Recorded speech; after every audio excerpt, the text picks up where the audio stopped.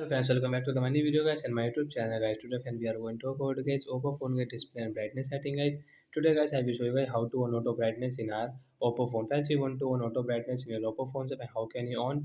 Today I will show you. I will tell you in this video guys. So first of all guys, open your phone setting to on guys your auto brightness guys. After on phone setting we will scroll it and then we will click on the display and brightness setting guys. Tap here. So after on the display brightness guys, scroll it friends, you can see guys your auto brightness.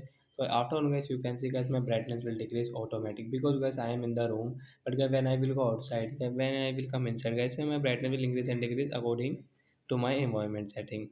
So like the guy we can on guys auto brightness setting, and guys we can use in real Oppo phone device. So that's it guys, thanks for watching the video. I hope friends you have understood how to on auto brightness in Oppo mobile. So bye bye friends, thanks for watching the video. Before going guys, do you have any doubt guys related to guys your display and brightness setting, you can ask me in comment section. I will check, I will help you.